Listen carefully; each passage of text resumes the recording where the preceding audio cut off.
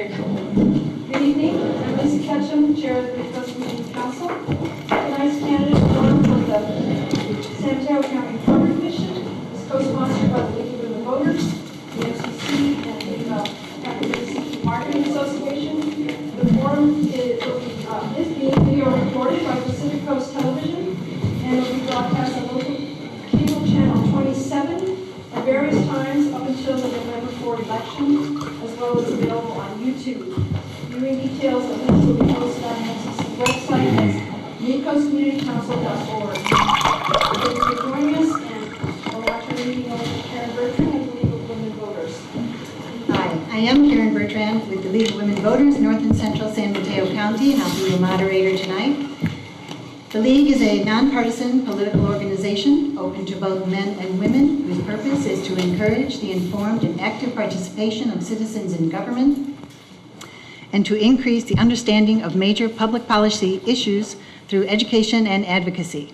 We'd like to thank the Midcoast Community Council for sponsoring this candidates forum for the office of San Mateo County Harbor Commissioner, and we'd like to thank the candidates for appearing here tonight. I'd like to cover a few announcements briefly and review the rules for the event. First, please turn off or silence cell phones so that candidates aren't interrupted while they are speaking. And since the purpose of this forum is to provide a nonpartisan setting to let voters hear all the candidates and help them make a choice on Election Day, no campaign literature is allowed in this room. This is not the place for supporters or opponents of any particular candidate to demonstrate their personal preference. It's our goal to provide an opportunity for all candidates to be heard, one at a time, and to be questioned by you, the audience. The MCC and the League of Women Voters have brought the candidates and voters together face-to-face so that voters will be better informed and make wise decisions. We also appreciate your interest in coming to hear more about the candidates and the issues tonight. So for the office of San Mateo County Harbor Commissioner, there are 3 candidates for the 2-year term, and all 3 of them are with us tonight. Will Holsinger, Tom Matoush, and Robert Grant. There's also, so voters will be voting, for that 2-year term, voters will be voting for one of those 3 people. There's 1 vacancy for the 2-year term. And for the 4-year position, there are 6 candidates running.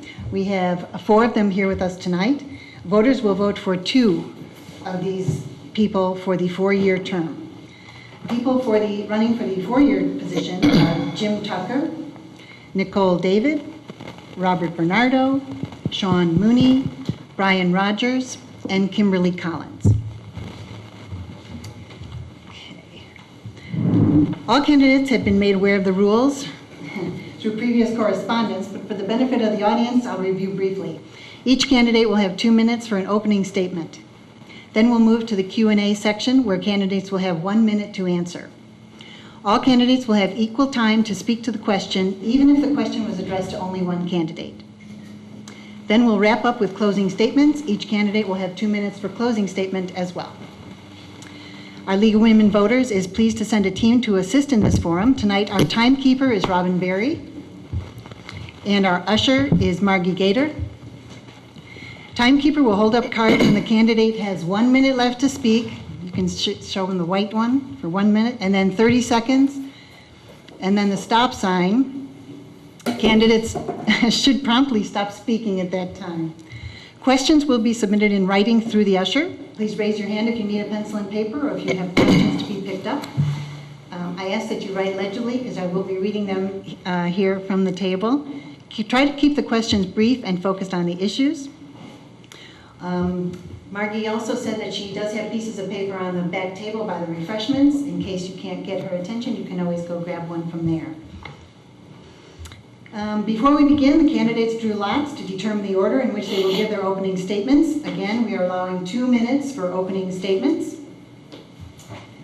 And our first candidate for opening statements is Ms. David, and I'll turn the floor over to you. Ms. David, 2 minutes. Thank you. Good evening. Well, as a marine biologist, I have a great love and passion for San Francisco Bay and the ocean. And I've been studying water quality and water management for many years now, and I would love to bring my passion and my experience to the Harbor District to promote thriving fish and wildlife and clean and safe beaches. Point Harbor, for example, has been included on the statewide list of polluted water bodies since 2002 for fecal contamination.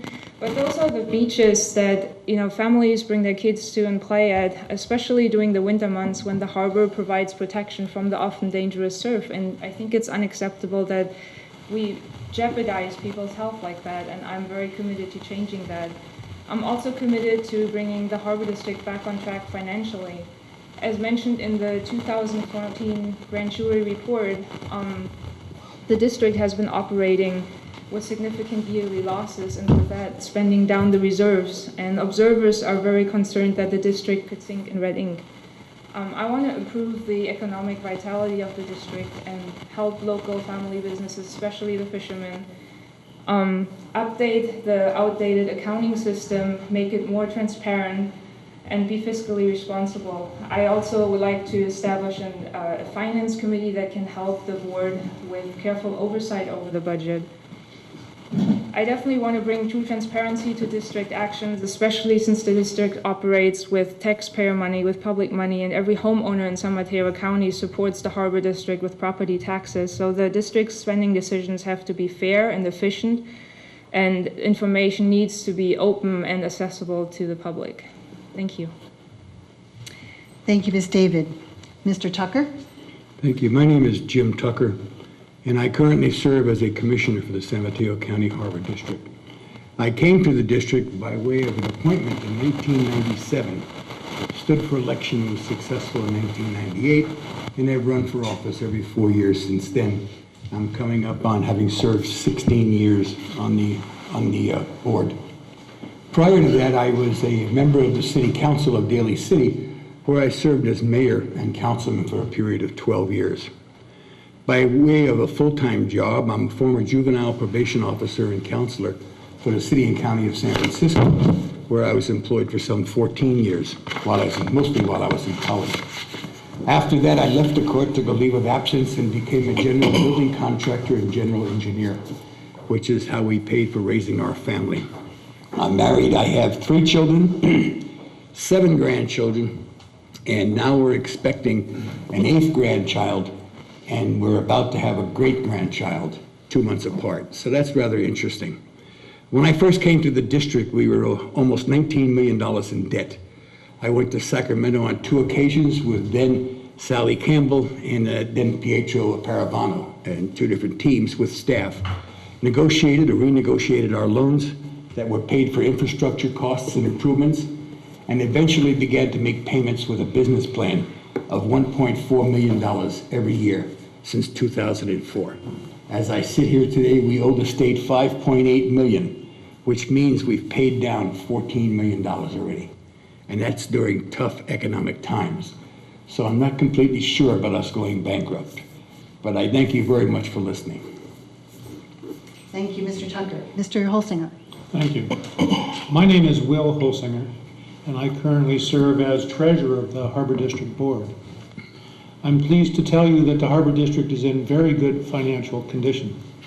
We have approximately $15 million cash and liquid assets on hand. We have only one long-term debt, that's the Division of Boating and Waterways, that we obtained for capital improvements. This year, when you consider all of our revenue, including our share of the real property taxes that we get through the county, we will have about $2 million more than our planned expenditures. So we are in very good financial condition. I'm qualified, I believe well qualified, to serve as Harbor Commissioner. I have experience as a commercial fisherman in the late 1960s and early 1970s on the Farallones out of Drake's Bay. I've fished off and on out of the Harbor District here for decades. I've sailed all around San Francisco Bay, and I had a small sailboat out of Oyster Point Marina in the 1980s. I understand the special character for both facilities in providing recreational opportunities for not only the people in this area and in South San Francisco, but Bay Area wide. The Pillar Point Harbor here has also become an end destination for worldwide travelers. I grew up in a small community of a population of 400, so I understand the needs of rural communities. I'm also an attorney. My practice includes real estate law, labor, and employment law. Those are areas of law well suited for the Harbor District. In 2012, I helped to revise the Harbor District Code. I understand the importance of this recreational opportunity here. We're going to have great opportunities for improvements over the next several years, with many things happening that hopefully we'll talk about. I want to thank the League of Women Voters. Thank you. Thank you, Mr. Holsinger. Mr. Rogers. All right, my name is Brian Rogers. Moved down here in '99 on my boat. I've been boating since I was very young. I've seen most of the marinas between Canada and Mexico on the West Coast and other areas of the world. I took an interest in the Harbor District a couple of years ago when things seemed to be starting to improve at Oyster Point. I live in a marina next door and am at Oyster Point on a regular basis. The meetings have been interesting over the last year and a half, and I think that some improvement is definitely available to the group. I think I can have an impact on an improvement, the way they're communicating with each other, to hopefully get stuff done and continue the improvements that the marinas need desperately. So yeah, that's why I'm running. Thank you.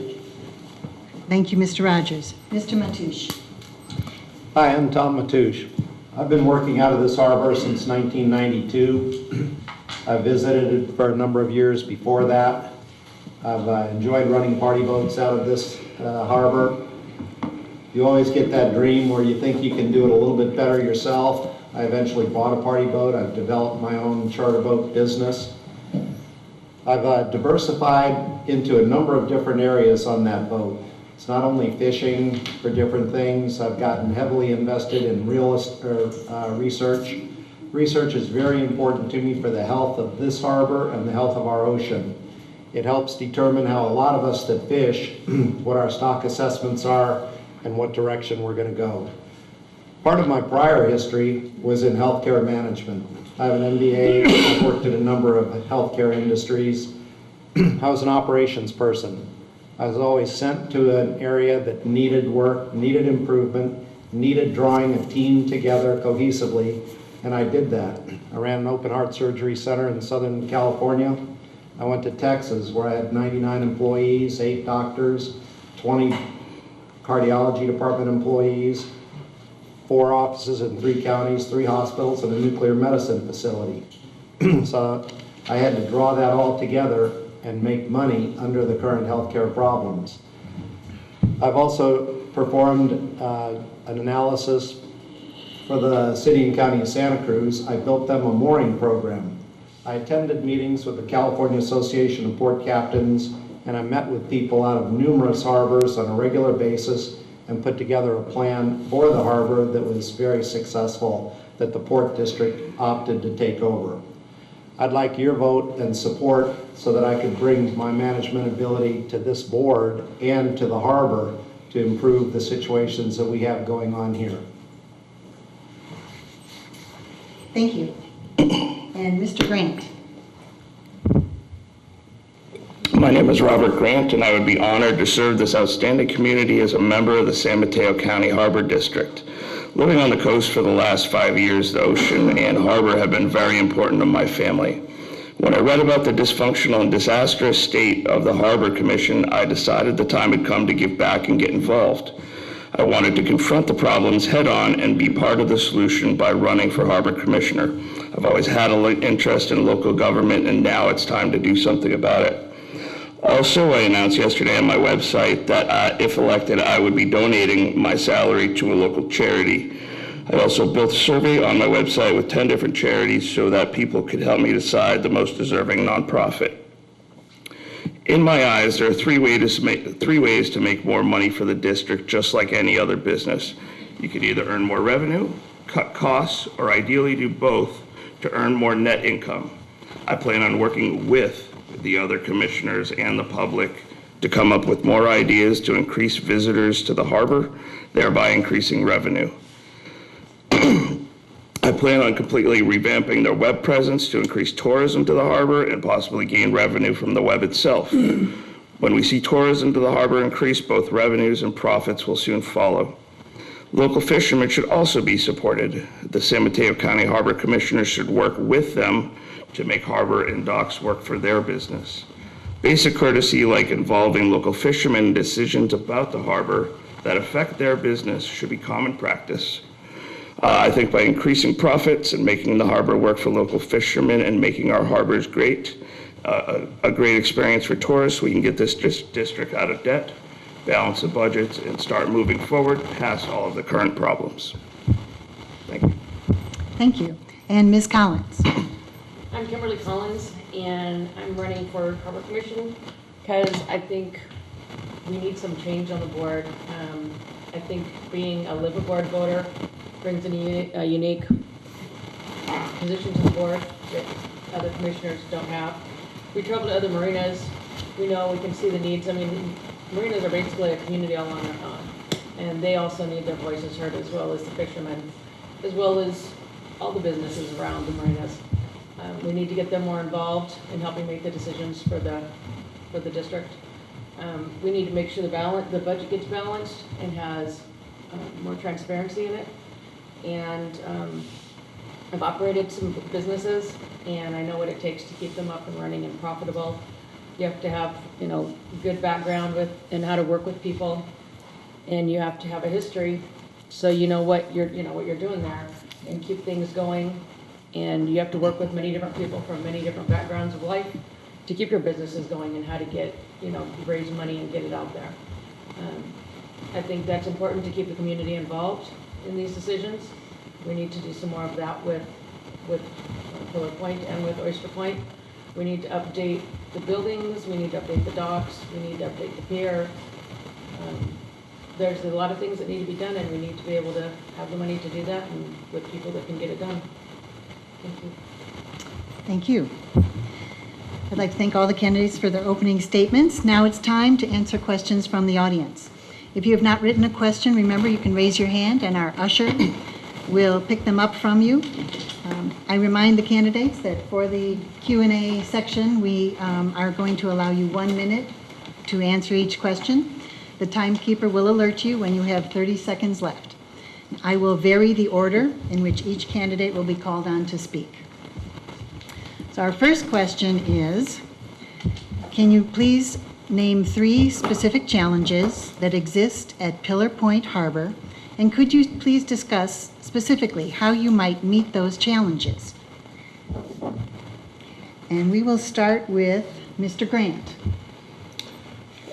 3 specific challenges.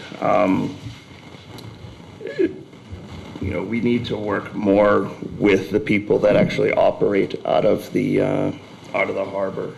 Currently, it seems like the harbor commissioners aren't involving them at all with any decisions. They're putting up hoists, they're putting in ice buckets that the fishermen aren't going to use, and so forth. They need to be involved with them.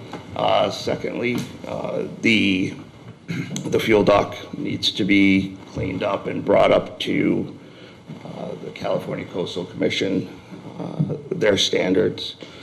They recently shut the fuel service down a couple weeks ago. It's been restarted since, but it really needs to be brought up to better conditions. All right, thank you. Next we'll go to Ms. David.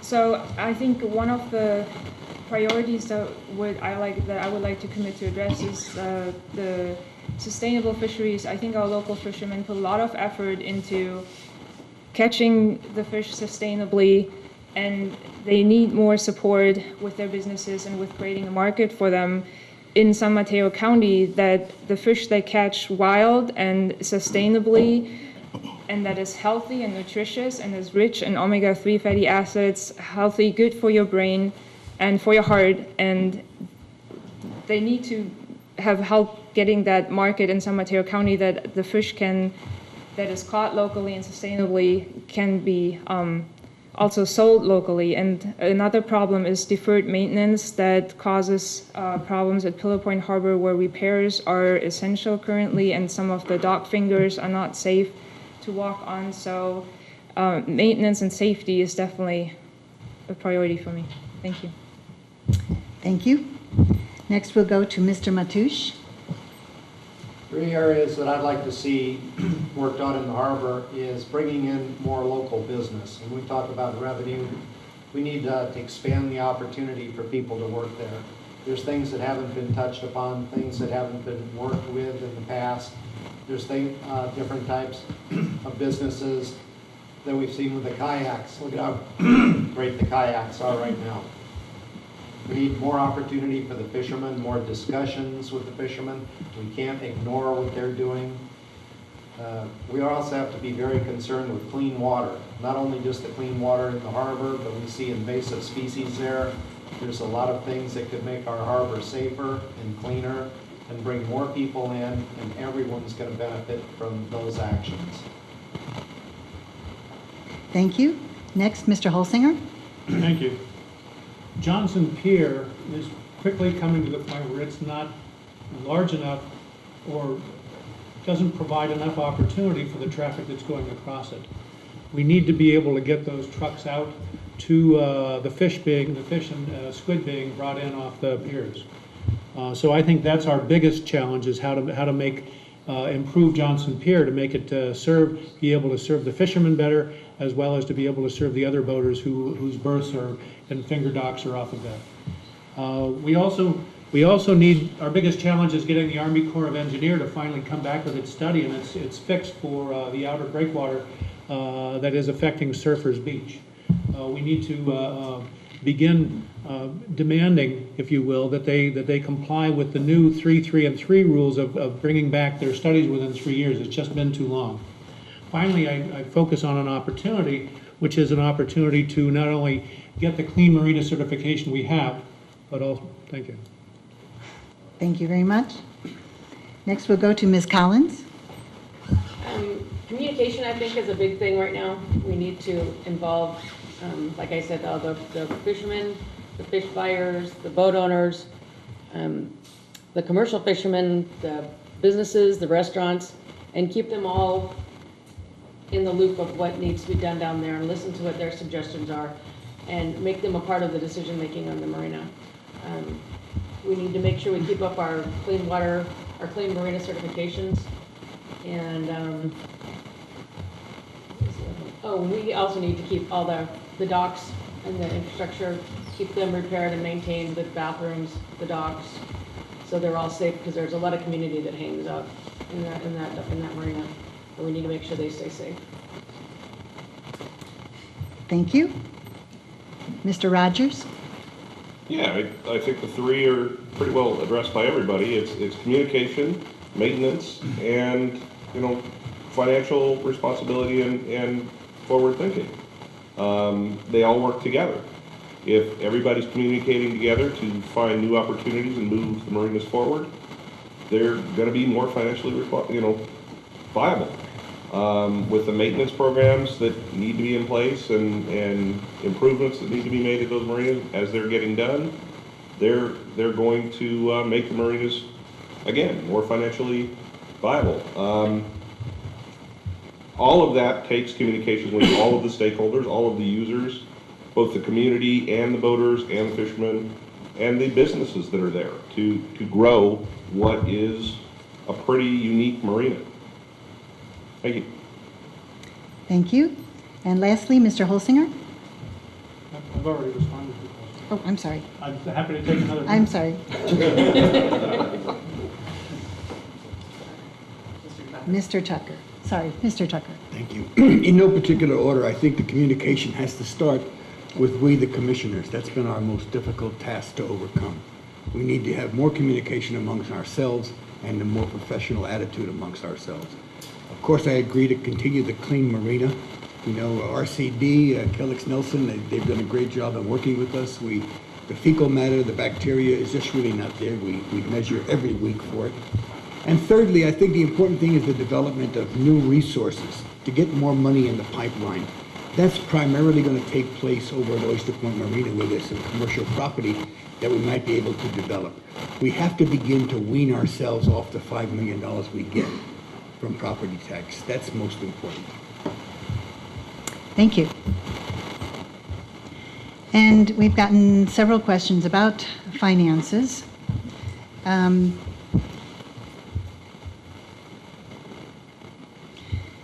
Let me make a hybrid question out of a few of them that have been submitted. They are all pretty much in the same vein.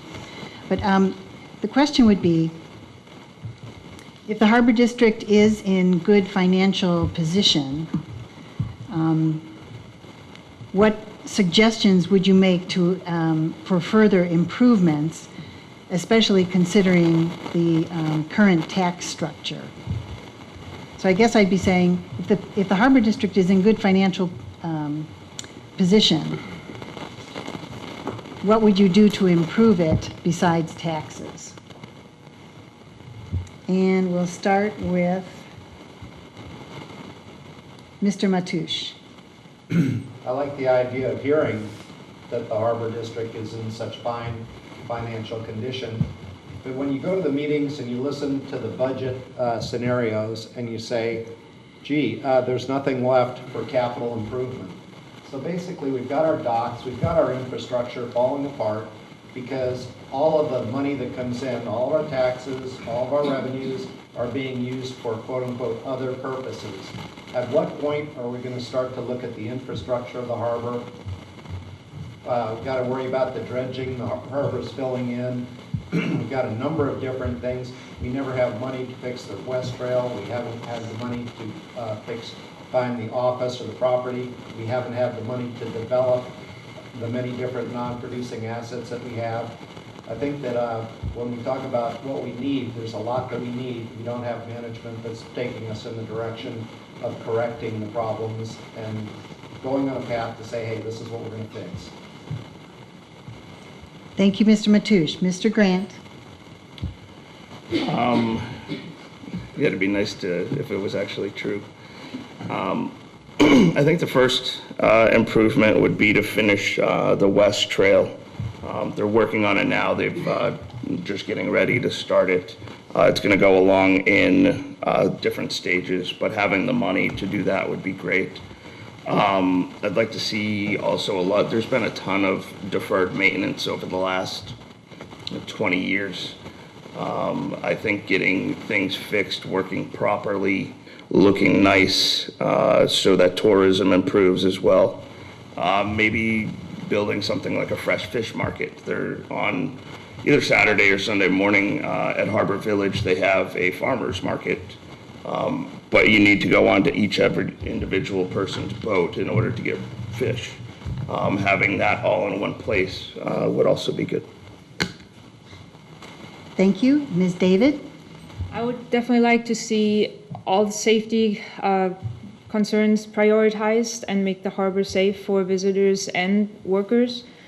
I would like to address environmental challenges, like the West Trail, focus on beach nourishment, and then also look ahead to the future, and if there's extra money, then invest into like a rainy day fund where additional challenges can be addressed if there is a tsunami or sea level rise that's causing damage to the harbor infrastructure, that we're not caught off guard, but we have some savings to address problems immediately so that the fishermen are not suffering from the consequences of that for a long time. Thank you, Ms. David. Mr. Rogers? Yeah, I think that the question really comes down to how do you generate new revenue within the district? And the opportunities are there. There's as been mentioned, the opportunity for fish markets. But in general, it's just everybody, all of the groups have to work together to forward that program. And right now they're not communicating well with each other. And so, you've got to look for business opportunities. Pillar Point has quite a few that it's developed through the businesses that are there in the parking area and on the docks.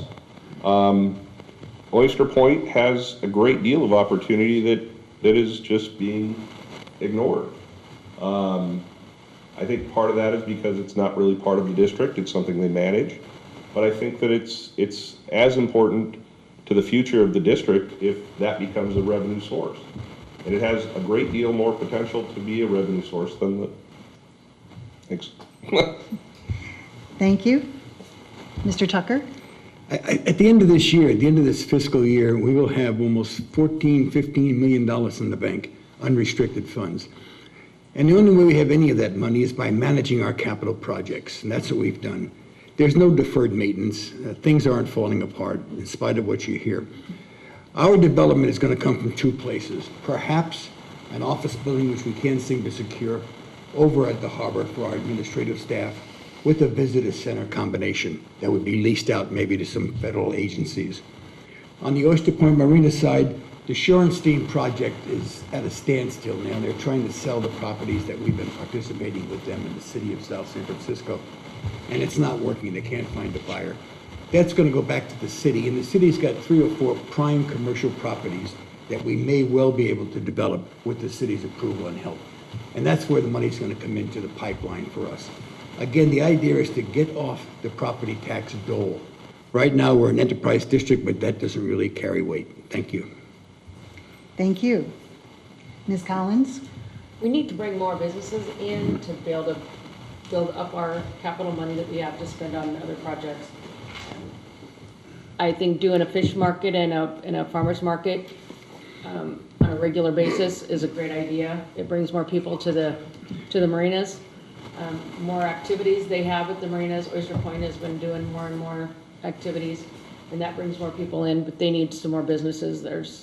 They need to have a lot more businesses coming in there.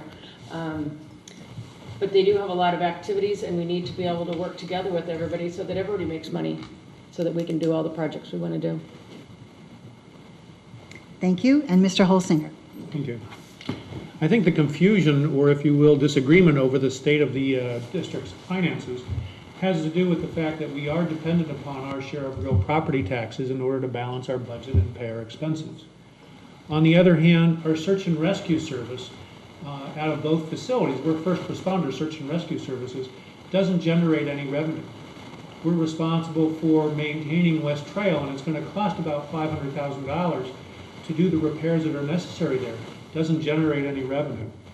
So we have to look at where we can generate revenue appropriately. For instance, make Johnson Pier make sure that it's self-supporting through all the berthers and the businesses that are out there. Look for other opportunities to improve revenues. But as long as we're continuing to provide recreational opportunities without income to the district, we have to figure out some way to pay for that. Thank you. Thank you. So we've had a couple questions about the actual running of the commission, and people are interested in the health benefits aspect. So I guess I'd like you to address that. Can you tell me about the health benefits that commissioners have and your opinions on them, and do you think they will be continuing? And we will start with Mr. Rogers. Let's see. I've spoken publicly about the fact that I don't think they're a great idea. I think that, a stipend is one thing, covers your expenses of having to get to the meetings, but that benefits for a 10-hour-a-month job is a great deal if you can get it, but why should the taxpayers be paying for that? I know it's in place, and so I don't hold it against somebody for taking advantage of it, but I don't think it should be there long term. Okay, thank you. Mr. Matoush? I'm not thoroughly versed in the exact benefit package. I've heard that it's very generous. I know some people are dependent upon it on the commission, and some people have rejected the concept. I, for instance, have my own insurance and am not looking for this position to enhance my personal position with healthcare insurance from the harbor. That being said, it would not hurt the district at all to look at how much is being spent and say, we've got to cut back somewhere. Where are we going to start cutting back? Some healthcare plans are more contributory than others, and there's a lot of healthcare groups that professionally manage healthcare that could give us firm answers on which way to proceed. Thank you. Mr. Grant? Most part-time civil service type of electable positions in this country don't even have a salary, never mind benefits. I think it's ridiculous to spend almost $100,000 a year between 5 commissioners for health benefits.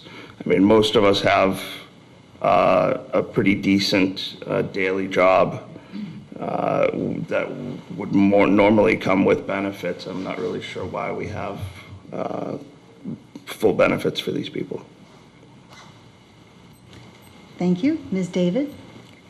In general, I'm definitely in favor of people being covered and having a health care plan. I born and raised in Germany. I'm used to people being covered under a health care plan, but I think it needs to be more equal to other special districts because the Harbor District has the most generous package and benefits, and it has cost the district, I think, in the past year, $96,000 for commissioner benefits. So it should be more equal and comparable to other special districts.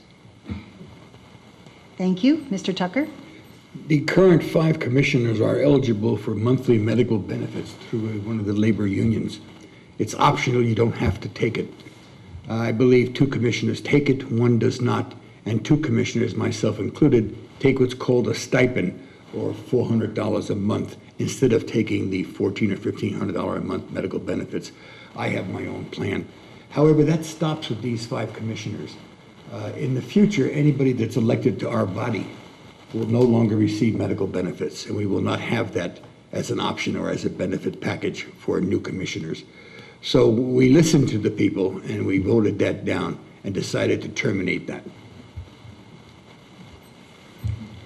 Thank you. Ms. Collins? I can understand the part of having it offered to you, but just through the commission, but you should have to be able to pay for it. You'll get a better, usually you get a better deal if you're going in with a group. So if we want to pay for it, but I don't think the district should be paying some of the benefits that they're paying. And lastly, I think it's Mr. Holsinger. Thank you.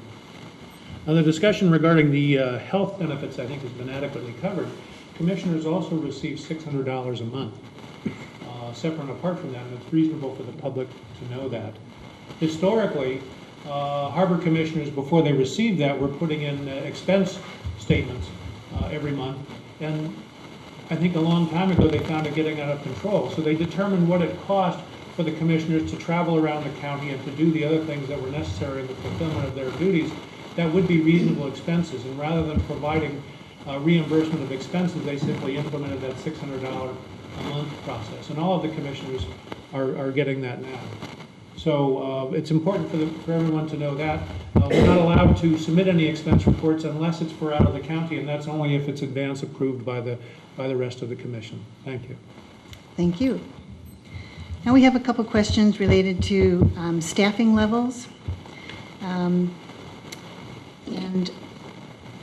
so the question would be, do you think that staffing levels for operations are adequate?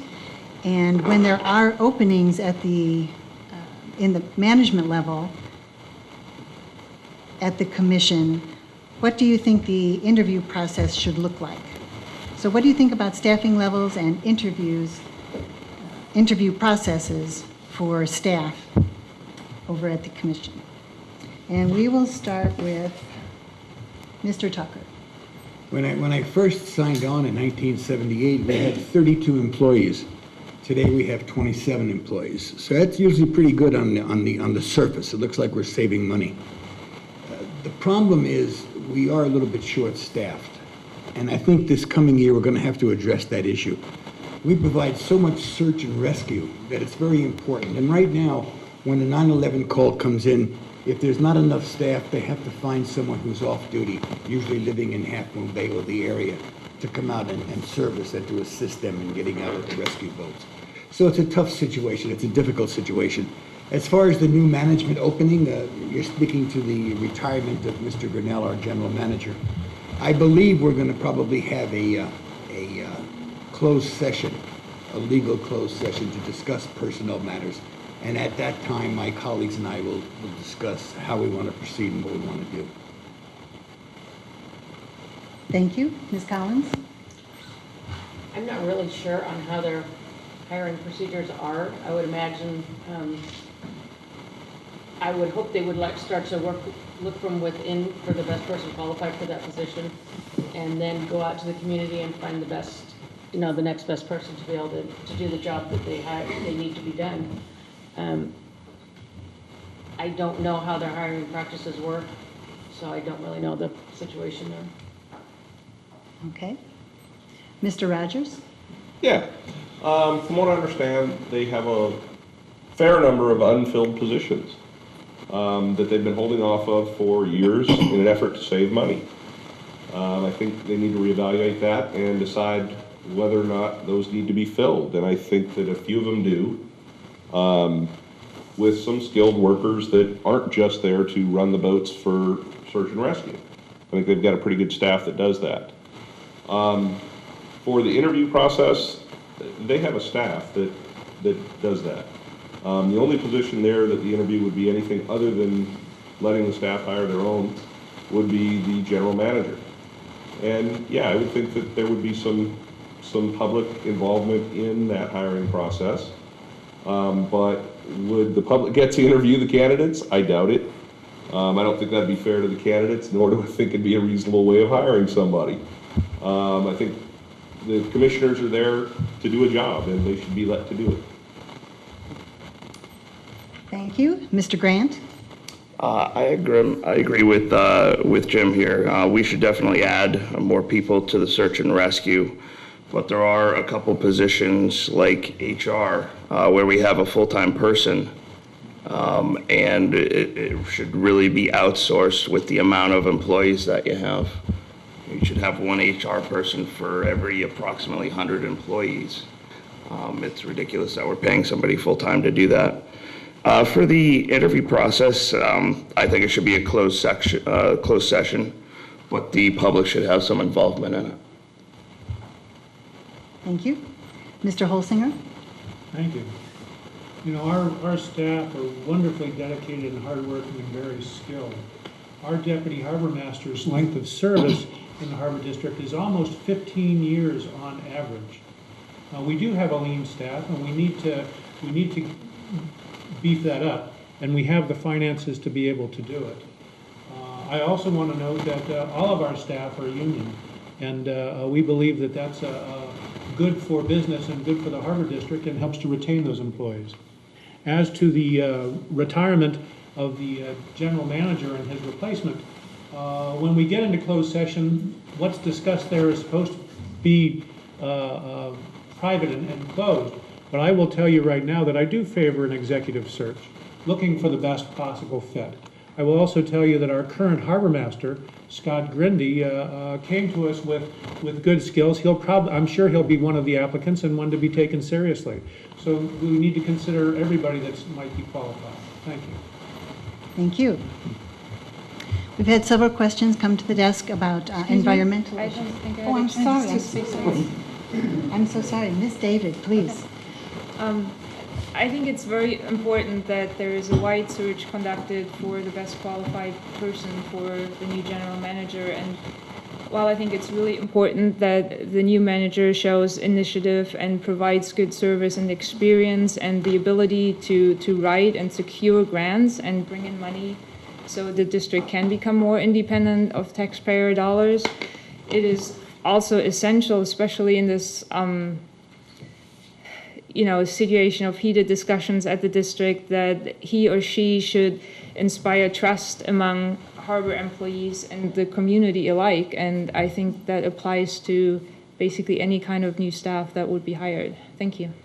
Thank you so much. My apologies. No worries. Okay. Then we would move on. Oh, I'm sorry. We'll move on, all right. Mr. Matoush, please. Staffing levels and hiring. Okay, I favor a search firm to get out and examine the general population to find out who's going to be the best general manager. We've had some issues with the what we expect, what's been hired. We need more maintenance, we need more patrol people. One thing we don't need, if you doubled the staff, is any more HR. I have to also agree that this is one of the most underworked positions in the entire county, and it's unfortunate. We have this surplus of funds we're hearing about, and yet we're not picking up staffing levels. So I'd have to ask why this isn't happening and who's actually leading the Harbor District and why these things aren't being put into place. Why are we sitting here talking about a problem that has existed this long? Okay, thank you. Is there anyone else I have left out of that question? Okay. I'll keep better track. All right, I would like to move on to environmental issues. We have received several questions on that topic. We specifically have some questions about erosion and silting, but if you would like to address those and also address any environmental issues that you feel are relevant to be brought up at this discussion, please do. So we will start this question with Mr. Rogers. And what is the question exactly? Your most important environmental issues, specifically erosion and silting, but any environmental issues you would like to bring up at this time? Okay, so I know that most of this discussion has been around Pillar Point and the silting in and having to figure out where to remove that silt to and how to better support the Surfers Beach. Other than that, the Corps of Engineers is working on that. That's about as much as I understand on that issue. The bigger one is, I think, the clean marinas, and it affects both marinas. A lot of the contaminants that are coming into the marina are coming from outside sources, and those sources need to be traced out and taken care of, because that's, it's very difficult to say the marina is the one that's got to clean all this up if the marina is not the source of the contaminant. Kind of like the field dock scare was, they were talking about field in the water, but they tried to link spills over on the private boat side with the field dock, and it was, they're not apples to apples. All right. Thank you. Ms. David? So I think silting and erosion are going to be continuing problems that we're facing, and we just have to turn them around into a benefit and use those previous problems to our advantage. And we need beach nourishment within the harbor and outside the harbor, and we just have to make sure that the sediment and the silt is used as a benefit and not dumped at Perth Beach anymore, where it's not helping the further beach erosion. And another problem that I would like to emphasize is water quality. The harbor is again this year and made the top 10 list of the California Beach Bummer list. And so there could be, some pilot projects with a lot of volunteers that could see where we can possibly make an impact with a very low budget at little cost or no cost to the Harbor District. Thank you. Mr. Matoush. I personally have witnessed some of the problems we have with shoaling as we go to try and take people along the breakwater to see birds. And you have to constantly look at your depth meter. It's ironic to me that the harbor of Santa Cruz has a constant dredge that can pump the sand right over the breakwater and nourish the beach. And you say, how come they can do it and we can't? I mean, there's been numerous times say, look, Santa Cruz does a better management. They're not dependent on taxes.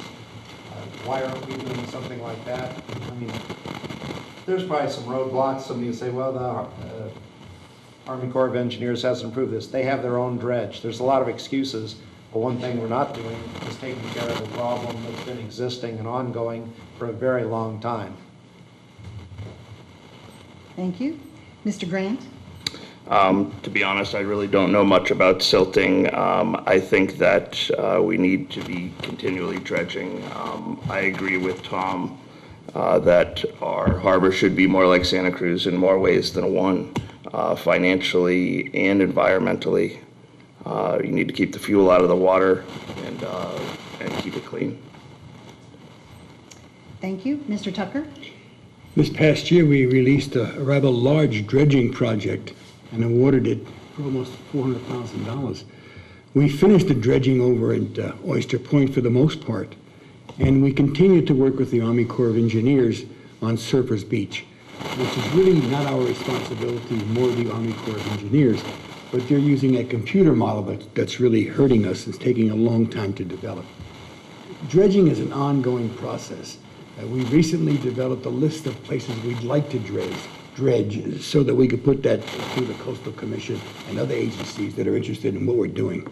As far as any fecal matter or marine problems in Pillar Point, you know, RCD still works with us and tells us that the harbor is clean from any boat feces or any boat problems. You know, that's just how simple that is. We continue to monitor it. We do weekly monitoring testings. That's how we get over that. But we always do dredging. It's an ongoing process. Thank you. Mr. Holsinger? Thank you. The silting is a maintenance issue, and I agree with a lot of what's been said. What I want to focus, and in terms of the erosion, that's coming from property that's owned by the federal government that we don't have any control over. And then again, for West Trail, that's a maintenance issue that we're working, we have to go through the Coastal Commission for the permits for that. I want to just simply comment upon, instead of problems, opportunities relating to the environment. Both facilities have Clean Marina certification. They received it last year, and that's a 3-year certification. We've recently increased the funding with RCD to test not only for fecal matter in the harbor waters at Pillar Point, but also to test for other heavy metals and other contaminants. But I think it's not enough simply to test for contaminants and to deal with issues of pollution and work to keep our marinas free from pollution. I think we need to look at the health of the subsurface marine life. It's time to do a census of our subsurface marine life at both facilities and work to improve that. Thank you. And Ms. Collins? Yes, we need to, the dredging has to keep, it's really an ongoing project that has to be done. Oyster Point, they've done most of it for the ferry building and the ferries that come in and out, but that's going to continue to have to be done for those ferries that come in because it's going to keep getting silted in. The Pillar Point, they need to do it for all the fishing boats and all the commercial boats that come in and out of there. And that just, maybe they do need to look at a new project where they can have their own machine and do all of that so they can get that done on a regular basis instead of having to go through all the red tape to get all that done. Thank you. Staying close to that topic, let's address commercial fishing. Could you please talk about your perception of commercial fishing, both specifically in this port and as an industry as a whole, and what challenges facing fishing could impact the Harbor District? And we'll start with Mr. Tucker. Commercial fishing is, I think, the lifeblood of the harbor. Many years ago, we allowed for the fishermen to come in and sell their catch from the boats that caught the catch because they were having difficulties with the fish buyers. I think it's very, very important to continue that. That's the ambiance, that's the atmosphere that brings people down to the harbor. And I see it as a continuing future, and I see it as a successful future. Thank you. Ms. Collins? I think with the fishermen, they need to make money. They need to get fair deals. But everybody needs to make money. The Harbor District needs to make money, and they need to make money. They need to come have a better communication. The fishermen are extremely important to Pillar Point, and they don't want to lose them. And they have updates they need to do. They need to update the pier, and the district obviously doesn't have all the money on its own to be able to fix that. So they do need help from the fishermen. So they all need to kind of be able to make money to get the projects done to keep that pier safe for everybody and viable for the fishermen to come in and out of. Thank you. Mr. Rogers? Yeah. Obviously, fishing is a key part of that marina. Better than half of it is devoted to them. They're having a stellar year this year, from what I understand, which is great. But managing the wildlife out there is key to keeping that going for a long term. And I don't know that that's part of the Harbor District's responsibility, but how is it going to be done if they don't start talking about it as well? So I don't have a whole lot more detail on it other than they work real hard out there. Thank you. Mr. Matoush? Dungeness crab has become the #1 fishery off of our coast, and this is one of the prime ports that it takes place in. One of the things that challenges our harbor and this district is all the boats that come in from out of the area, and is transforming the way this industry exists. From the people that had the 30 to 50 foot boats, now we get these 60, 80, 100 foot boats. Salmon has been the lifeblood of the Central Coast for over a century. We've got tremendous rock cod. We've got people that go out in deep water. We've got several fish buyers. We've got other fishing businesses that exist within Princeton. The key here is to talk to people and make sure that the fishermen feel like they're being heard and getting in good shape, because there seems to be some issue in that area right now. Thank you. Mr. Holsinger? Thank you. Well, I certainly think that communications between the commercial fishermen in Pillar Point and the commission can and should improve. But what I really want to talk about is squid. The last 2 years have been absolutely miraculous and record-setting in terms of the squid catch. And that's happened at the same time that the Pacific Rim market, especially People's Republic of China, is opening up as a market. I think that if this continues on, that will be an absolute game changer for Pillar Point Harbor, because we're seeing such large volumes of squid directly off of our coast. At the same time, it is true that crab is a big market for us, and people do come from all over the place to get our crab. On the other hand, the catch seems to change year to year and seems to be cyclical, so we have to be mindful of that. Salmon fishing is I liken to simply the local family-owned farms. That is also a lifeblood of our economy on the coast. Thank you. Thank you. Ms. David? It baffles me when I read that over 90% of the seafood that is consumed by Americans is imported, and 2/3 of the seafood that Americans catch goes overseas. And so there is a disconnect clearly, and like I said, the seafood that's caught here wild and sustainably and that is healthy, we export that, and in exchange we get seafood that is farm raised and full of antibiotics and full of dyes, often carcinogenic dyes. And I think we have to change that, and I would like to see Pillar Point Harbor and San Mateo County lead the way, but I know to fix that and to create the market, that the healthy seafood stays locally and has a market locally. The fishermen need our support, need the support from the district, and need to be promoted and have more advertisement available to them. Thank you. And Mr. Grant? Currently, the district has the highest fish finding fees for commercial fishermen on the West Coast. We're pushing commercial fishermen away to other harbors so they can unload. We need to lower those fees to be in line with other harbors to gain more commercial fishermen to come back to the harbor. That'll drive revenue. Revenue will drive businesses. Businesses will drive tourism. We really need to get that in line and benefit everybody. Thank you. Now we'll move on to a totally different topic. This has certainly gotten a lot of questions turned into the table. So this would revolve around the grand jury issue. I think I'll just leave you the whole minute to yourself. If you'd like to make any comments and address the grand jury issue in any way you'd like, that would be fine. We will start with Mr. Rogers.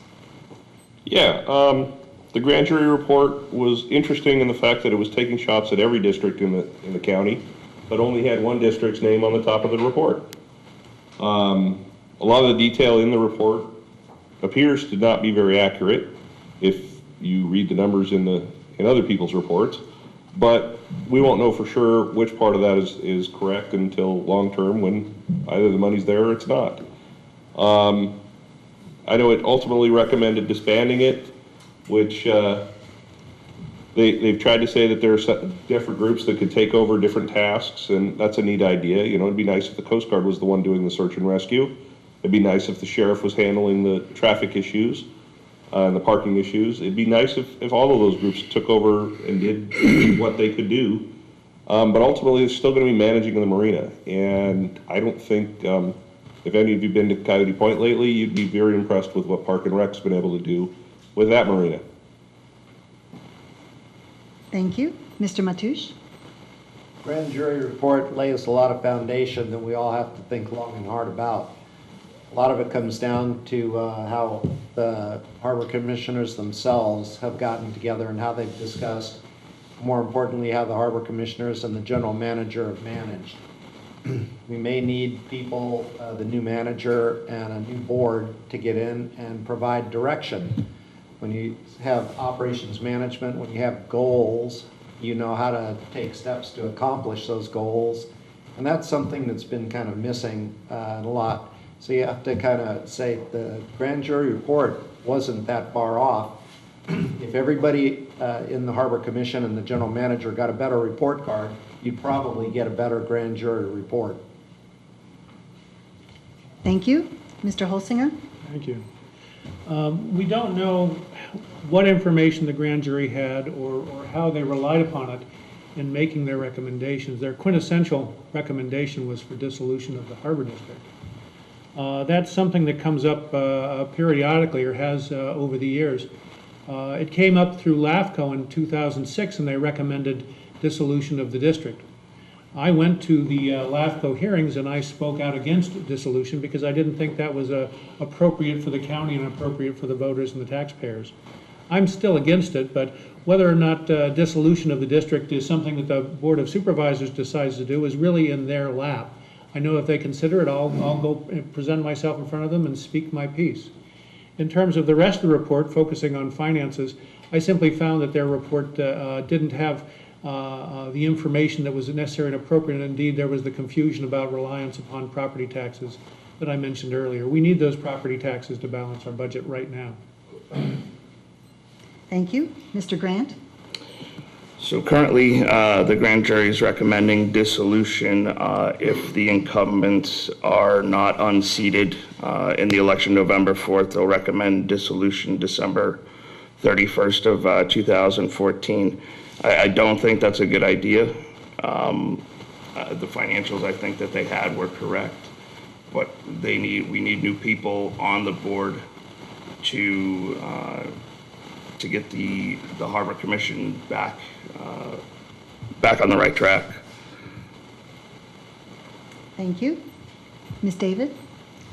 While I agree with the findings of the grand jury report that the Harbor District has been operating with significant yearly losses and with the lack of transparency and the lack of respect, I do not agree with the recommendation of dissolution.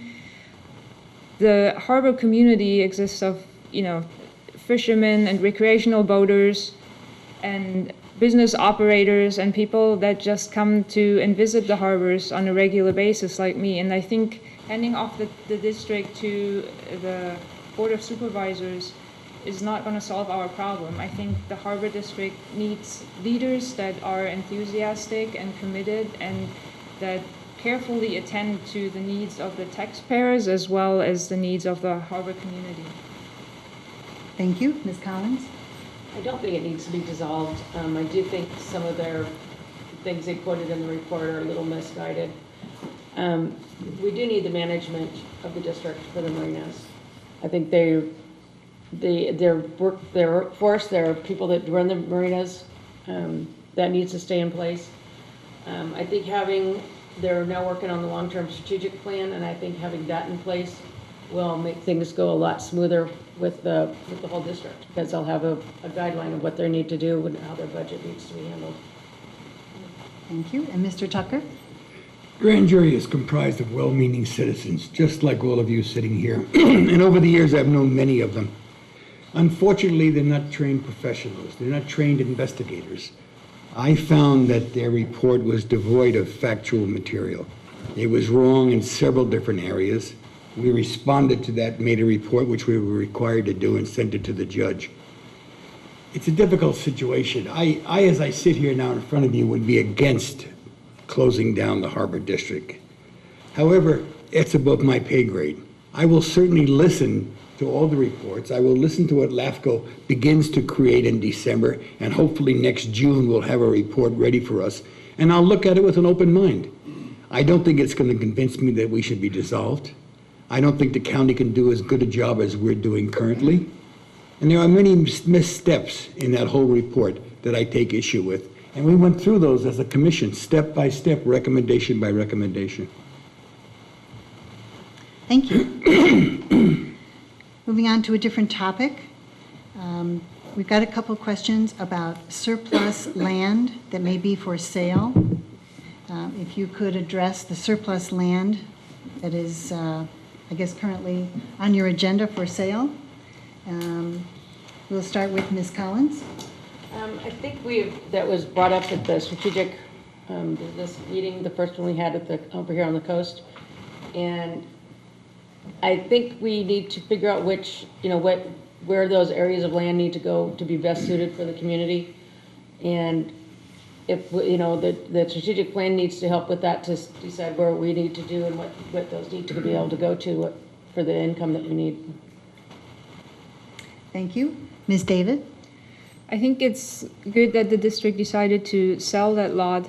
I think it is very important that it doesn't just go to the highest bidder, but that it is considered the community it's located in and what the need of the people in the community, what the needs of the people in the communities are too, and to take that into consideration before the district makes the decision on the sale.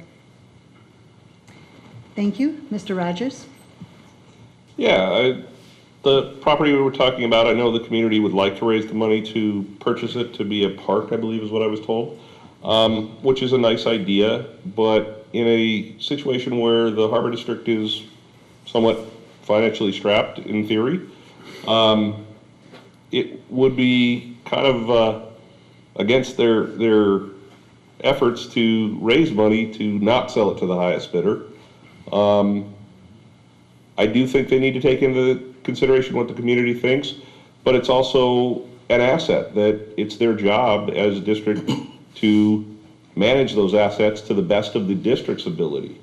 And so I think that's going to be a very tough decision for the board to make, but I think ultimately it's going to have to be what's best for the district as a whole. Thanks. Thank you. Mr. Tucker? What we're talking about is what we call the post office lot, just opposite the fire station. It looks like two agencies are interested. Pardon me. I served on the committee that met with the fire district over the years regarding that property. And we know they're interested. And now we have a new community service district that's coming to be in October. And we know they're interested. Two agencies that work for the betterment of the community. It's my hope that we don't let them get into a bidding war. That's not the answer. I don't think we need to scrape any money we can get from an agency that's benefiting the community. But I think it's going to be a hard decision for us. But I hope it will be a reasonable decision. I mean, I can't speak for my colleagues, but I know the importance of giving it to the right agency for the right benefit. And I think I'm certainly open-minded about that. And I don't have a preference. But I'll wait and see what happens. We do have an appraisal. That appraisal has not been made public, I believe. But we'll see what happens when the new agency is created in October, if they still have an interest in purchasing the property. Thank you. Mr. Grant? The whole reason that the lot is up for sale is because we're strapped for money. I disagree with it only being sold to state agencies. It should be offered to the public. It seemed like there was going to be some sort of backroom deal for it when they were talking about it last Harbor Commission meeting. The whole reason is to make money off of it. It really needs to go to the highest bidder, but also we need to consider what the actual use of it's going to be as well. Thank you. Mr. Holsinger? Thank you. The Harbor District now has a real estate agent who's putting together all the disclosures and is determining what the restrictions or limitations on that post office lot are. It has some special zoning and some special designation in the area that's going to have an impact on what can or can't be done, and therefore who's going to be interested in buying it. Certainly, it seems reasonable and likely that at least half of that parcel is really important for public benefit use and may have some impact on who or what is interested in buying it. This is a process that's not going to happen quickly, and because we do have two interested public agencies, we're going to want to look at both of them in terms of what they want to do and in terms of paying a fair price for it. I think it's reasonable and appropriate that whoever buys it or whatever buys it pay a fair price. Beyond that, I have no particular preference. If it goes for a public purpose, that's all to the good. Thank you. And Mr. Matoush. Post office lot falls into what we classify as non-producing assets. The harbor has a few of these. So if we're speaking just of the post office lot, yes, there are certain designations on the title, public benefit, and when they first acquired it. I think the overarching question is, why has it taken management and the Harbor Commission this long to deal with this? Why wasn't this dealt with years ago? Why wasn't this leased out, developed, or some other project? And I think that the thing that's absolutely scares me the most is the Harbor Commission and the Harbor District has a history of saying, well, let's commission a study to see what we're going to do. And the Harbor Commission is full of studies that were never acted upon. So let's try and get a group in here and a general manager that'll say, this is the direction we're proceeding and this is what we're going to do. Thank you. We have a couple questions regarding, I guess, a current financial report that has been put out by the finance director of the Harbor District. I'd like you to address the budget as far as revenues and expenses, if you agree with the current report that has been published. And we'll start with Mr. Tucker. Which report was published, by our staff? Finance director? Okay, that's our staff. Okay. There was also a review by the staff of the city of South San Francisco. When they heard the grand jury report and some of the negative stuff regarding the budget, the mayor of South San Francisco put her staff to work on evaluating what we've done. And as far as, I don't want to use the words clean, but we came out to be approved by them. Our auditor looked at our budget and looked at our process and said that we're meeting all the criteria and we're doing everything that was expected of us and we're in good financial shape. So I look at the budget and, you know, it's a juggling act. And the budget is something that you just put together as a template of what you think you'd like to see for that coming fiscal year. And then you manage your assets against that liability. So we changed the budget during the year. Right now, we're doing very well. We're doing budget to liability to projection. Thank you. Ms. Collins? I agree. When we had the audit committee come into the meeting, and they did say they were doing all their practices, fair practices correctly, and that the way they went about their budget was the right way to be going about that. And there are changes that have to be made in a budget throughout the year, depending on what your priorities are and your needs are. And I think they're doing a pretty good job with that. If they, I mean, every budget would like to have more money to be able to spend, but they have the money they have and they have to work with it the best they can. And again, I think the long-term strategic plan is going to help with that a lot. Thank you. Mr. Grant? You know, I disagree. I don't think that the budget is really reflective of actually what's going on in the district. It seems like all of those numbers are conjured up from different sources, and we don't know what those sources are. I'd like to see the budgets of where those numbers come from myself to see what's actually going on. Thank you. Ms. David? Well, I participated in that budget workshop in June, and I saw the PowerPoint presentation that the finance director gave, and I heard the numbers of a structural deficit that the Harbor District has experienced over, the last decade of like 20 to 30%. So those are the numbers that I trusted. I saw the graphs, I saw the presentation, and if elected, I would strive for budgets that are balanced with clarity and transparency. And I've gone to a lot of city council meetings all over San Mateo County and followed their budgeting process, and there is great financial software out there that through the OpenGov portal, where the website would actually display every transaction, every check that's getting cashed, so there's more transparency and open to the public. The whole process would be more open to the public, and I would recommend that. Thank you. Mr. Holsinger? Thank you. We rely upon information from a lot of sources. One of the principal ones is our finance director. As we were dealing with the adoption of a budget for this fiscal year starting July 1, we were relying upon the best information available about our revenues. That included our share of real property taxes. So when we adopted that budget, we thought we would have cash on hand, or reserves, if you will, unallocated reserves, of about $11.2 million, somewhere in that range. Instead, we had $15.3 million, and only $500,000 of that was for money that hadn't been spent on projects that had been approved in the prior fiscal year. One of the things that the grand jury report got right is that our district complies with all of the regulatory accounting practices applicable to our district. I also will tell you that we go through an independent review by a financial auditor every year, and we've always passed with clean health. Thank you. Mr. Rogers? Yeah, the budget is exactly what they've said, is a guideline to give you a direction to go, to outline projects that you plan to accomplish in the year. The report that I think that you're referring to had some even longer term projections out what could happen in 5 or 10 years if they continue to spend at the rate they were spending in the past 5 or 10 years. That implies that nothing will change, that they're going to consistently spend the same amount.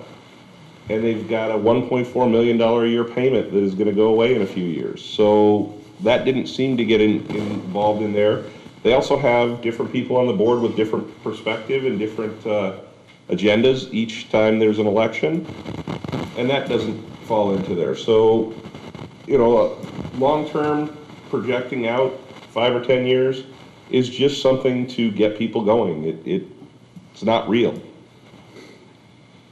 Thank you. And lastly, Mr. Matoush? Kind of think of a budget as like a road map, and many analogies come to mind. Remember from the software days, garbage in, garbage out, and what you see is what you get. And what we've got is a budget that's being presented to us that's basically a road map that who is studying the variances and where to make improvements and where are we plugging the leaks. So it just takes a little bit more attention to the items that are on the budget and following. So we need a little bit better management. We need a little bit more following of budget variances and how to correct those.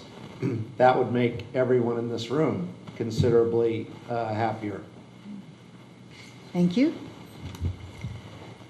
Now we'd like to address some spending on the harbors. An audience member wants to know why so much money is being spent on Oyster Point when Princeton is really a more vibrant location and has higher occupancy by average. And we start with Mr. Grant. Yeah, I'd like to know why they're spending so much on Oyster Point as well. At the last meeting, they were talking about spending $4,000 on free Wi-Fi at Oyster Point. It seems like a ridiculous number to give to Comcast. I don't think that the ferry is going to make positive revenue anytime soon. Yeah, I'd like to know that as well. Okay. Mr. Rogers?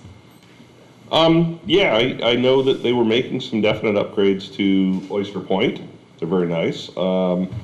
When the ferry came in, they continued to improve around that area, replacing the docks on either side of that new facility. I'm not sure why they were doing it, but I liked it. I know that South City refunded them for those improvements that they made. So when you say they spent the money, all they did was put the money out there ahead of time. It was refunded back to them.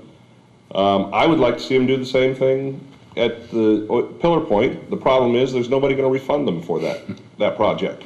So they're going to have to find a way to raise that money, and it's a lot of money to do those improvements. I do understand that. But yeah, I think when it comes down to it, if you've got somebody who's going to give you the money back, why not spend it? Thank you. Ms. Collins?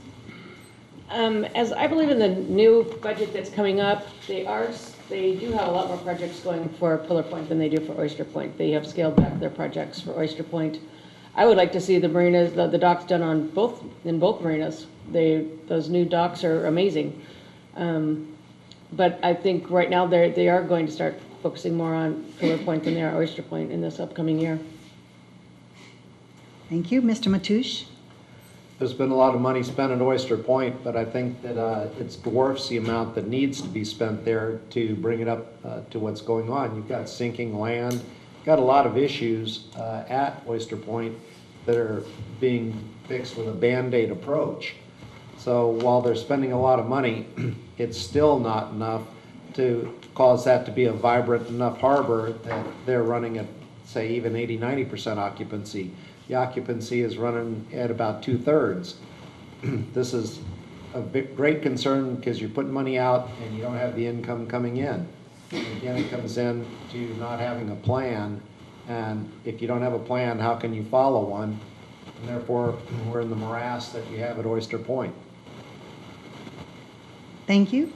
Ms. David? I would like to see more efforts at Oyster Point Marina that are not necessarily costing much money. I would like to see more collaboration with other transportation agencies to make the connectivity to the ferry better. So the Harbor District should work with the City of South San Francisco and Samtran and Caltrain and, get shuttles in place so the ferry service would be of better benefit to users. And, maybe possibly bring other routes or additional routes in the future and attract more visitors with that. Thank you. Mr. Holsinger? Thank you. One of the things that we don't count upon when we develop and adopt a budget are possible grants or other sources of money for different projects, such as for the ferry terminal and the loss of revenue from the burst that we experienced because of that. We have been compensated for it. So as we move forward, we have to keep in mind that we're constantly looking for those other sources of money, federal government and even other sources. We need to do that in order to operate the district in a fiscally responsible way. The other thing that I would note is that we're undertaking this strategic planning process with the help of experts and professionals that we've engaged by the district. And we're going to be looking to them to help us establish priorities for how and where we spend the money and what improvements or changes we make. And that's going to be the result of input from all the stakeholders, both the fishermen, the coastside residents, the cities of Half Moon Bay and South San Francisco. Thank you. And Mr. Tucker? Overall, we spend more actually over the long haul at Pillar Point than we do at Oyster Point. I think the numbers are a little bit skewed because of our working with the Water Emergency Transportation Authority, WETA. We sold them a couple of our docks and they gave us money that we paid off part of our debt with. And we had to do some dredging over there. We had to do some other stuff. So the numbers are kind of skewed, but it's a short-term deal. I'm smiling because the mayor of South San Francisco, I met with her, and she was of the opinion that Oyster Point was paying for Pillar Point. So she was on a whole different vein. She was saying, wait a minute, you guys are not taking care of us. You're taking all the money we generate over here and you're spending it at Pillar Point. So I'm smiling because you say it's just the opposite. Well, they did a study, and it turns out that was not the case, that we're feeding both agencies, and we do that with the $5 million worth of property tax that we get. So no one's getting over on anyone else in both the agencies. We treat them as equally as we can. Thank you. We have a very direct question here. Is it feasible to dismantle Romeo Pier? I'll take Mr. Holsinger first. Thank you. Yeah, Romeo Pier is becoming an increasing hazard, in the outer harbor at Pillar Point. And we're going to need to be dealing with that, hopefully before the winter storms come up. To dismantle it, yes, it can be dismantled. We've had studies of that in the past in terms of what the cost is. We've deferred that for the time being. We're getting to the point where we can no longer defer that. So we're going to have to look at how we do it. We're going to have to look at how we get the mitigation credits for being able to keep in effect that space over the water, possibly for other purposes that can generate revenues for the Harbor District. There's been talk about having a pier out there that would have the commercial purposes, whether for boaters or for restaurants, that would generate revenue for the Harbor District. I have an open mind on that. Hopefully it comes out in the strategic planning process. Thank you. Mr. Tucker? Yeah, I've always wanted heretofore to keep that there as a bargaining chip with the Coastal Commission. Not for a moment do I think we could put another pier in its place, but I thought perhaps a hammerhead pier more to the east, down by a couple of the other side streets there, might be appropriate. And had we taken Romeo Pier down, the Coastal Commission, we had no bargaining chip to get any rights to put a hammerhead or anything else on that water. Now, however, it's becoming more and more of a hazard. We did a tentative study that costs maybe $500,000 to $600,000 to take that down. So at some point, we're going to have to bite the bullet and make a decision. And then what do? Do we take it down to the water line and leave those piers out of the water? You can't do that. Can't take those piers out. So it's going to be a tough decision for us to make. But we're going to have to do something now because it's becoming a safety problem and a navigation hazard. Thank you. Ms. Collins? It is becoming a safety hazard. When we were down here last week, we paddled through there, and if it starts falling apart, it's going to become a real safety issue for the boaters and for the public that are out there. I'm not sure what the solution is because people want to keep it as a historical pier, but it's, in order to do something with it, it's going to take a lot of money, and in order to tear it down, it's going to take a lot of money to do it. I think they really need to look at what's best for the pier. I mean, what's best for the district. If they want to keep it there and they have to fix it, or if they're going to tear it down so they can do something else with it. But either way, it needs to be addressed. Thank you. Mr. Grant? Yeah, it needs to be addressed sooner rather than later. This is one of the things that I was talking about earlier as far as deferred maintenance that they keep putting off and keep putting off. They've done studies about it, paid for studies about it, and yet done nothing about it. It's a hazard, and it needs to be taken out of there as soon as possible. Thank you. Mr. Rogers? Yeah, I think the question was it viable to dismantle it? And I think Mother Nature's going to do that for us in another year, possibly two. But yeah, that pier is in a state that is not repairable and cost effectively.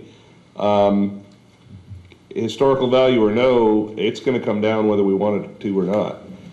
It's how we take it down, whether we wait until it blows over or we actually get a crew out there and have it dismantled in a safe manner. One or the other is going to happen, and it needs to happen soon. Thank you. Mr. Mateusz?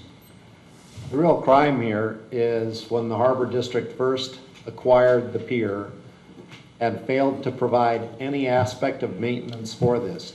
You're taking away something that's historical, not only to the harbor and the county and the state, but very possibly the entire country. That pier's been around a long time, and the Harbor District and the commissioners, from the time it was acquired, ignored basic maintenance that could have preserved that. I went out and toured it very early when the Harbor District first acquired it and looked with a group that was trying to form a restaurant or a visitor center out there so that people could come and see where fish were unloaded and see how much it meant to this area. So unfortunately, we're talking about something that's probably very, very likely gone way too far, and it's at its life's end due to inaction and management of the prior commission and manager. Thank you. Ms. David? I can only reiterate what Mr. Matoush just said. The Romeo Pier was bought by the Harbor District in 1996, and 2 years later was closed and deemed unsafe. And the Harbor District has not done anything to maintain the pier over all those years. And now, unfortunately, it is at a state where it is, at a high risk of becoming a marine disaster. And we have to do everything we can to keep that from happening. Because the pier can't be saved anymore. Thank you. And so that we can adjourn on time, this will be the last question from the audience before your closing remarks. So the question is, how will you work collaboratively with fellow board members? And do you feel that every board member should have the chance to be president, vice president, secretary, and treasurer? And we will start with Mr. Matoush. My first inclination was to say I promise not to use whoopee cushion on Mr. Holsinger, but in reality, I think it's, we have to list out the committees, who's served on what. There's 4-year terms, 2-year terms. But how do we get people more experience? How do you rotate people through positions? In the corporate world, we referred to this as cross-training. Everybody should know different jobs. When you have somebody that's on finance now, who's going to do finance next? There's a great need for cross-training, and if we had a greater understanding about who's in charge of the maintenance, who's following our goals, who's looking at our variances, the whole district would run a whole lot better. Thank you. Mr. Rogers? I'll do the second half first. I think are they entitled to each position? From what I understand and what I've seen, it's the commission as a whole decides who's going to be in each position each year. And no, I don't think anybody's entitled to a position. I think that if they're working well with their peers, those positions are available to them, but they are not guaranteed them. How do you work better with the group? It comes down to personal standards, forgetting the emotional and the personal issues and thinking about what's best for the district and what's best for the community that it serves. I think if they got rid of a lot of the personal issues on that board, that they would get along better. It would focus on the business at hand and not on their own individual issues. Thank you. Mr. Holsinger? Thank you. I was appointed to the commission in 2012 for the first time. And during the 7 months that I served in 2012, all 5 of the commissioners got along well together, worked well together, albeit occasionally with disagreement on issues. And all of the commissioners worked well with the staff and senior management of the district. When I came back onto the commission in June of 2013, 4 of the commissioners continued to work well together and get along well together, again, notwithstanding the fact that there were occasional disagreements on policy and issues. The senior staff continued to work well with the commissioners and continued to be available to them. So there has been some change in how the commission gets along because of that one difference. We've hired a consultant and a professional to try and help us work out those differences. They've met with all of us. Thank you. Thank you. Ms. David? I definitely think that all the elected officials should be entitled to an office, and I think in the interest of the district, because then they can carefully attend to that office that has been assigned to them and don't have to do double duty. And to the second part of the question, as a scientist, I'm trained to rely on evidence and data and not on emotion. So if I get elected, I hope I can really bring that to the district, this level-headedness. And, as in scientific endeavors, I'll work for fact-based decision-making and will really remain solution-oriented and hopefully can contribute some calmness to the commission. Thank you. Mr. Tucker? There is certainly a semblance of rotation with our commission. But it's just like a city council. There are times when an individual is next in line to become mayor and he or she is not mayor. They're passed over. That's the same thing that's happening with our commission. The other members that vote, and you're elected by your peers, have to have confidence in the individual and credibility. That's just that simple. As far as working together, I trust we can work together this next term. We've hired Brent Ives to work with us. He's met with all of us where it's an ongoing process. I think we're all open to the idea of trying to work out. You know, 5 strong personalities sometimes become very argumentative, but you'll notice that the body is 5. Redwood City is 7. Some bodies are 9. Most are 5. And it's done that way so that there's no ties. So often you'll find a 3-2 vote or a 4-1 vote. And it's not heresy to do that. That's just part of the electoral process. Thank you. Mr. Grant? This is another thing that they hired a consultant for and are paying a consultant to teach them how to respect one another. The way that they're treating Commissioner Brennan, I think, is ridiculous. You know, she has good ideas, but she always gets pushed into the corner. And anything that she motions for is never seconded, no matter what it is. You don't need a consultant to teach you manners. As far as rotation, I think that people should do the job that they're best suited to do.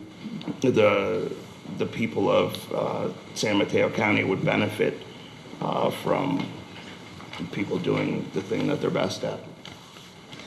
Thank you. And Ms. Collins? I think everyone needs to be held to the same standards and rules as each other are. Each one of them needs to take responsibility for their actions and their behavior during the meetings. I think individual personalities, they need to be checked at the door so that business can get done, because that's the reason for the Harbor District meetings. It's not for everyone to express all their feelings. It's to get business done for the board and what's best for the district. And I think if you deserve that position in that rotation, you get it. I think it does have to be earned. And it's a right to be able to have that position. It's not something that you just get handed out because it's your turn. Thank you. And thank you all, and thank you to the audience as well. We will now be moving to the closing statements.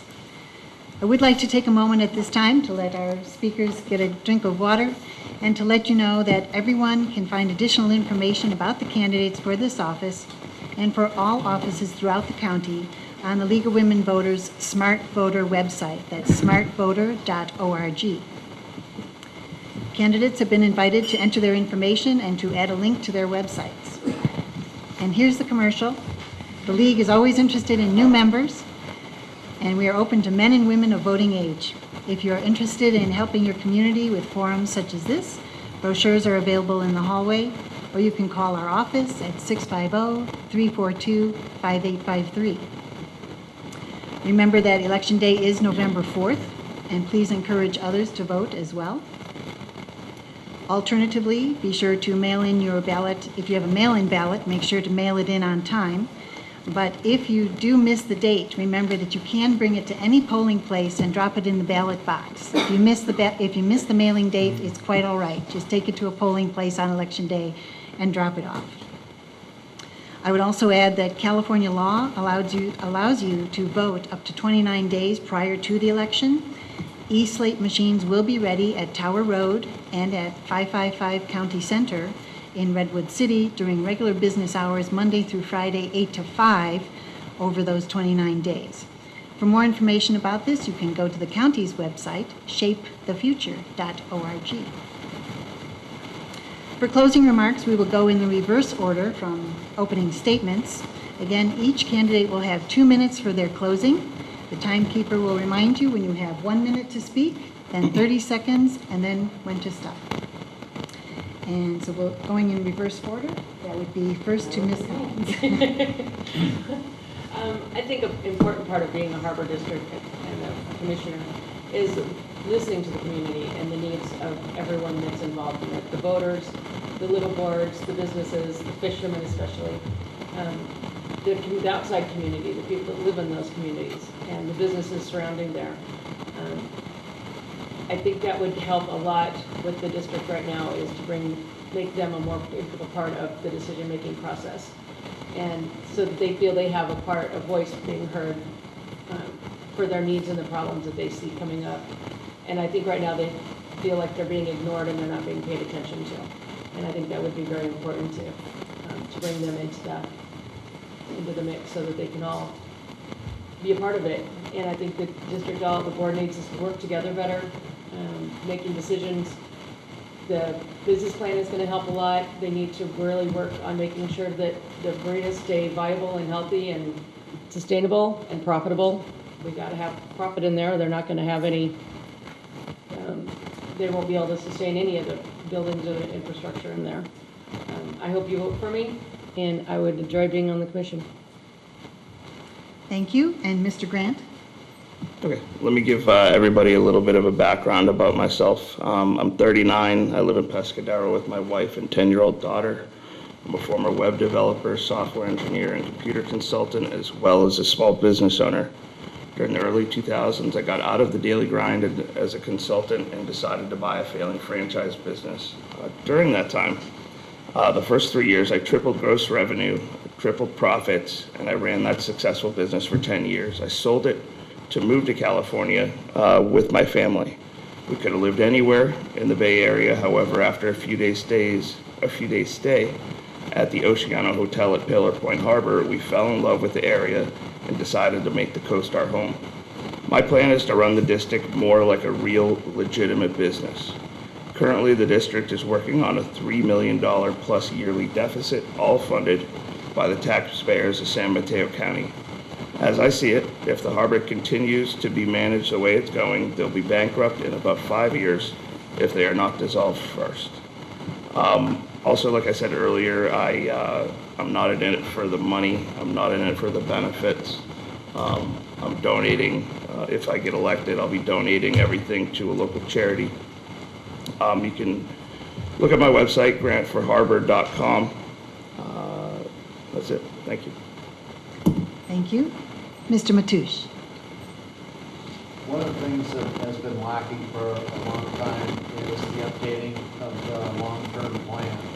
Along with the long-term plan, we've got to see what are the goals and objectives, and what steps are we going to do to accomplish those goals. There's been too much time of managing without a real plan or direction. Pillar Point Harbor, we need infrastructure improved, not just on the docks, but all the buildings. How do we bring more business and more people? Right now, there's been a massive shift in, you go down, see how many people are on the charter boats, see how many people are on commercial boats. There's 100 to 1 citizens coming down there and walking this vibrant area because it's so exciting. And we've got to create and plan for how that's going to change. With regard to on the ocean side, we've also got to maintain our clean water, our invasive species. That's extremely important. On the Oyster Point side, we have just so many non-producing assets. And that's mainly just a function of no one standing up and planning and saying, well, what could we put in this building that used to be a bait shop? Could it be a restaurant? What could it be? What are we doing to draw more people in to Oyster Point? And I think that again comes down to just a lack of anybody with a vision. And this is what has to be developed with the new commission. We need direction, goals, and steps to attain these, how to measure your success, and treat it like a business, revenue and expense. So I'll bring that to the board, and I will ask for your vote. The website's still in development, CaptainTom.org. Thank you. Mr. Rogers? Yeah, the commission is definitely going through a change at this point. With the retirement of a 17-year general manager, the next term is going to be pretty pivotal in picking his successor and looking forward to what's going to happen in the two marinas. I'd like to be a part of that, obviously. That's why I'm up here talking to you. I think that The community out here on the coast is much more vocal than anybody on the bay side. It's been interesting hearing the different issues that have come up, as have been the commission meetings for the last couple of years. So I think I can have an impact on some of that. We'll see what happens in November. Thank you. Thank you. Mr. Holsinger. Thank you. There are tremendous opportunities over the next few years, if not longer, in both facilities. I have 7 priorities for the Harbor District, and I just simply like to run down them for you. The first, and I think the most important priority, is to maintain our first responder search and rescue services. That's absolutely critical. We're saving over 100 lives a year. The next is I want to complete and implement the strategic plan. We'll be done with that probably May or June of next year, and that's going to be the result of input from all stakeholders. So that's key and critical as well, too, for the coming years. I want to improve the Pillar Point Harbor in a way that supports the commercial fishing community and is economically self-sustaining. We need to maintain a strong working relationship with both Half Moon Bay and South San Francisco. Half Moon Bay because next to the Army Corps of Engineers, Half Moon Bay is our greatest partner in dealing with surfing beaches and getting that problem corrected. South San Francisco because there's lots of development opportunities out there where leases have come to an end and tenants have gone. I also want, as well as the ferry service, I also want to bring the district's administrative offices back to the coast side. I think it's time for us to begin developing an education visitor center here out at Pillar Point. There's going to be a lot of interest in that. We may do that in conjunction with the administrative office, I don't know, but I'm hoping that that comes through in a strategic plan. Finally, marine quality is absolutely essential, not just lack of pollution, but marine quality. We need to do a marine life census. There have been tentative talks already with Skyline College and with some other educators and other programs around Northern California about doing just that, but we need grant money to do that because otherwise it's an expense that's prohibitive. We need to see what our marine life is, we need to see what's native and non-native, and we need to do whatever we can to promote a healthy environment. Frankly, I'd like to see the kids be able to fish off the piers and fish off the fishing docks and actually catch clean, edible fish. Thank you. Thank you. And Mr. Tucker? Just a couple of thoughts about what I've heard this evening, maybe for clarification. The idea of a fish market sounds like a good one, but you've got to keep in mind that the fishermen sell fish off their boats, and you can't compete with that. We have 2 lessees, 2 tenants, Catch Joanne and Princeton Seafood, who deal with fish, and you got to protect them. They were there first. Someone mentioned about an HR person. You know, human resources, in my construction business before I retired, had about 41 employees. And I got to tell you, if I didn't have an HR person, I would be underwater. There are so many federal and state laws and requirements that if you don't run with an HR person, you have big problems. And the fines are tremendous. We talked about the development or getting off, I talked about getting off the dole, so to speak, for property taxes.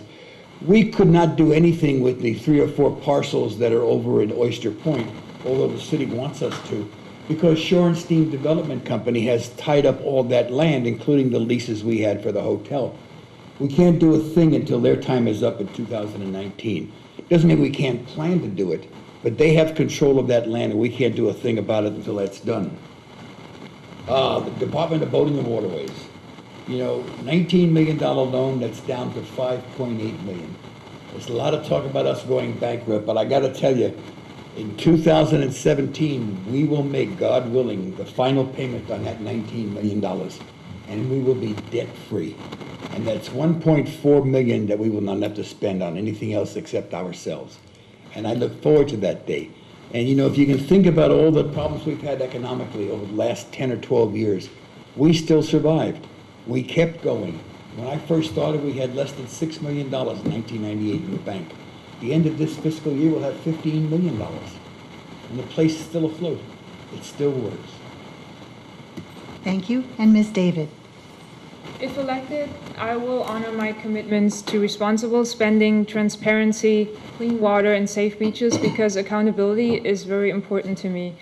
The Harbor District was established in 1933 as a service to the public funded by taxpayer money.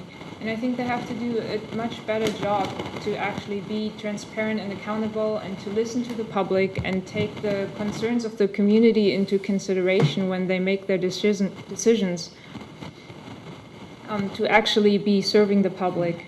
And I want to help the district do a better job protecting and promoting the coast and the fisheries and protecting the environment that I deeply care about. I want to encourage public participation and feedback and help the district make fact-based and solution-oriented decisions for thriving and safe harbors. And I'm committed to bring people together around healthy, well-run harbors for wildlife, recreation, and commerce. And I would be honored to have your vote. Thank you very much. Thank you so much. Ladies and gentlemen, that concludes our evening. I would like to ask you to join me in a round of applause to thank the candidates and our sponsors.